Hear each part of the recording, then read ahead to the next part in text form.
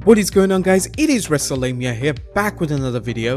You know what, the 80s was one of the hottest periods in wrestling history, both in terms of business and great angles. Let's go back to big hairdos and rock and roll as we relive some of the WWF's biggest stars from the 80s and where they are now. Number 1. Ricky Steamboat. The Dragon battled Don Morocco and Jake the Snake Roberts before his landmark feud with Randy Macho Man Savage, winning the Intercontinental Championship in their show-stopping bout at WrestleMania 3. Steamboat left the WWF for WCW but would return to the WWF for a less memorable run. We'll have a video on that later. An unexpected back injury in WCW caused Steamboat to retire early in 1994. Steamboat helped out budding promotions TNA and Ring of Honor as a special guest referee and by other non-wrestling appearances. In 2004, Steamboat returned to the WWF and was inducted into the 2009 Hall of Fame. The Dragon wrestled a handicap match with Rowdy Piper and Jimmy Snuka against Chris Jericho at WrestleMania 25. Since then, Steamboat has worked as a trainer for NXT and is now an ambassador for the WWE. Number 2. Brutus Beefcake. Longtime Hulk Hogan pal and former hanger and banger Ed Leslie entered the WWF in 1984, winning the WWF Tag Team Championship with Greg the Hammer Valentine as the Dream Team. Beefcake turned face at WrestleMania 3, becoming the cutting and strutting barber, working in the upper card and even main eventing with Hulk Hogan at SummerSlam 1989. A tragic boating accident put Beefcake's career on hold, but he eventually returned in the ring, including a less than memorable run in WCW. Beefcake's last major appearance was in WCW in 1999. Since then, he's appeared on independent shows and the Hulkamania Let the Battle Begin tour in Australia. In November 2013, Leslie appeared at Toronto City Hall, complete with shears and a submarine sandwich, offering to provide help for embattled Mayor Rob Ford. Number 3. Tito Santana. This WWF perennial held the WWF Tag Team Championship and Intercontinental Championship twice, providing great memories for Federation fans into the early 90s. Tito held the Eastern Championship Wrestling belt, a precursor to Extreme Championship Wrestling, and competed in the Indies as well as the American Wrestling Federation. Tito retired in 1997, opening a hair salon and worked as a Spanish and physical education teacher. Santana has now returned to the ring, working in independent promotions. Number 4. Greg Valentine.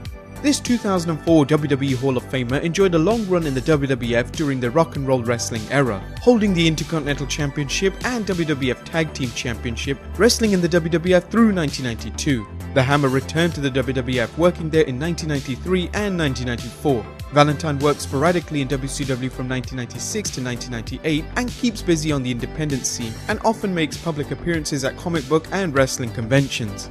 Number 4. Coco Beware.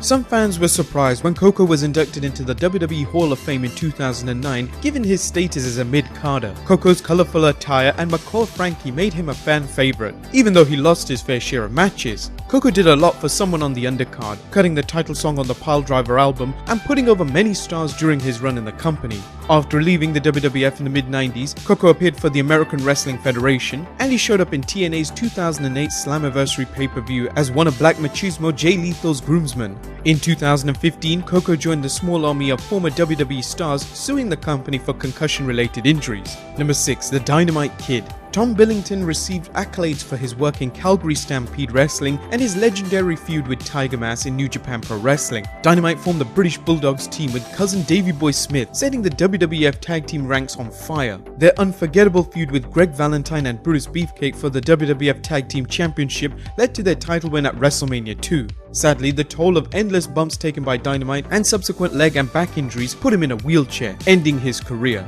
Billington has been in poor health and filed a suit against the WWE in 2015. Yep, you guessed it right, concussion-related injuries. Number 7. Wendy Richter. With the help of pop star Cyndi Lauper, Wendy Richter popularized women's wrestling in the WWF. Women wrestlers were technically sound before Richter, but generally lacking in sex appeal. Richter changed that, and her feud with Fabulous Moolah was instrumental in the WWF, creating the rock and wrestling connection with MTV. Backstage friction led to Richter losing the women's championship in what was known as the original Screwjob, which saw the Spider Lady pin Richter with a fast 3 count. After the match, the Spider Lady was revealed as Moolah. Richter left the company and worked for the AWA and the indie circuit. She was also inducted into the WWE Hall of Fame in 2010. Richter now works as an occupational therapist and competes in dog shows. She won a women's wrestling award from the Cauliflower Alley Club in 2012. Number 8. The Tonga Kid. Samu Fatu got the break of a lifetime when he was inserted into the feud between Rowdy Roddy Piper and Jimmy Snuka in 1984 while Snuka was in rehab. Main eventing Madison Square Garden at the age of 19 could have been a dream for some. However, Tonga Kid apparently wasn't happy and left the WWF. He returned to form the Islanders with Haku, then headed to WCW where he formed the Samoan SWAT team with Cousin Fatu, aka Rikishi. Samu Fatu has worked on the independent circuit and appeared in the film Highlander, and a larger role in the 1987 film Body Slam.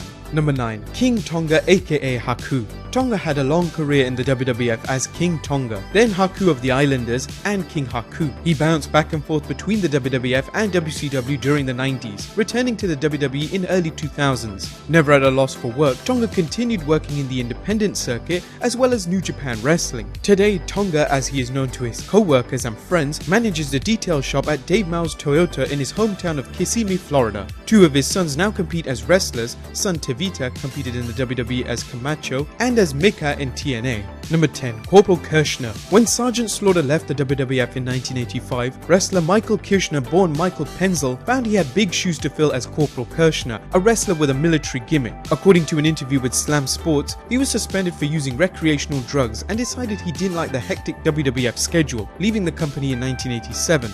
After a short run in Calgary Stampede Wrestling, he underwent a dramatic transformation in Japan as Leatherface, a masked heel based off the film The Texas Chainsaw Massacre. Leatherface became known for his hardcore matches, as well as a 4-month stay in Japanese prison after punching out a man in a bar. He returned to wrestling as Super Leatherface, retiring in 1999, but worked occasional matches when he wasn't driving a truck. In 2006, the WWE erroneously reported his death until Kerchner and his mum notified them that he was still alive and kicking. Number 11. Nikolai Volkoff. This big man terrorized babyfaces as the Soviet Union's wrestling representative. In fact, Volkoff was born in Croatia, then part of Yugoslavia, and became a US citizen in 1970. Volkoff teamed with the Iron Sheik to win the WWF Tag Team Championship, and then later teamed with Boris Zukov as the Bolsheviks until it was revealed Volkoff's character was Lithuanian and he became a babyface. Volkoff's character fell on hard times in the storyline that saw the $1 Million Man Ted DiBiase bring him back in as his lackey for the $1 Million Corporation. Volkoff retired and was inducted into the 2005 WWE Hall of Fame.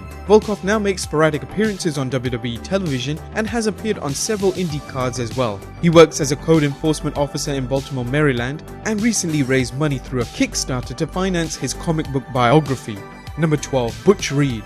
The burly wrestler worked in Mid-South before a surprising run in the WWF as the Natural Butch Reed, an African-American wrestler with blonde hair he claimed was all natural. Despite this ridiculous gimmick, Reed was considered for the Intercontinental Championship and worked in the WWF from 1986 to 1988. Reed worked in WCW alongside Ron Simmons as the masked team known as Doom, and continued to work in WCW until 1992.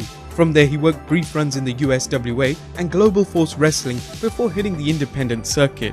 Reed last wrestled in 2011, and in 2016, he joined the lawsuit against the WWE. Number 13. The Honky Tonk Man. Jerry Lawler's cousin Wayne Ferris found national success in the WWF as the Honky Tonk Man, a heelish Elvis impersonator who held the Intercontinental Championship for a record 1 year, 2 months and 27 days. In an interview with Sports Illustrated, Honky credits Jimmy Hart with a large part of his success. Honky then teamed with Greg Valentine as Rhythm and Blues before leaving in 1991. After an extremely brief stint in WCW in 1995, the Honky Tonk Man returned to the WWF as a color commentator, briefly managing Billy Gunn as his protege, Rockabilly. Since then, Ferris has made many appearances on the indie circuit and at fan conventions. He claims in a 2016 interview he was offered an induction into the 2010 Hall of Fame but turned it down.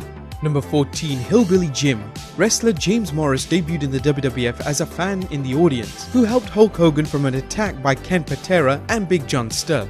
The Big Hick from Mudlick, as Bobby Brain called him, was soon joined by kayfabe family members Uncle Elmer and Cousin Luke. Although Jim was more of a mid-card act, he was popular with fans and sang on the wrestling album and its follow-up Piledriver. After retiring in 1990, Jim appeared on WWF TV occasionally, including a brief spell as the manager of the Godwins. Since then, he has worked behind the scenes in the WWF, using his popularity as a goodwill ambassador. Jim also hosts a weekly radio show on Sirius XM as Hillbilly Jim's Moonshine Matinee and appeared on the WWE show Legends House. And number 15. Billy Jack Hayes. Wrestler William Haynes III's resemblance to 70s cult film star hero Billy Jack led him to adopting the ring name. A popular star in Portland, Oregon, Haynes went to work for the WWF in 1986, working against Randy Savage, then feuding with the heel muscle man Hercules Hernandez over who had the best full Nelson. Haynes left the WWF abruptly in 1988, returning to Oregon before heading to WCW to wrestle under a mask as Black Blood. WCW fired him in 1991, reportedly over an argument about pay. Haynes worked in the USWA before retiring in 1996. Haynes has now become known for ranting about everything and anything in wrestling, including calling out Stone Cold Steve Austin to a fight and claiming Kevin Sullivan was involved in the death of Chris and Nancy Benoit. Well guys, that about wraps up this video here. I hope you enjoyed it. Leave a like if you did, and if you didn't, leave a dislike. Subscribe if you already haven't, and I'll see you next time with some more wrestling content.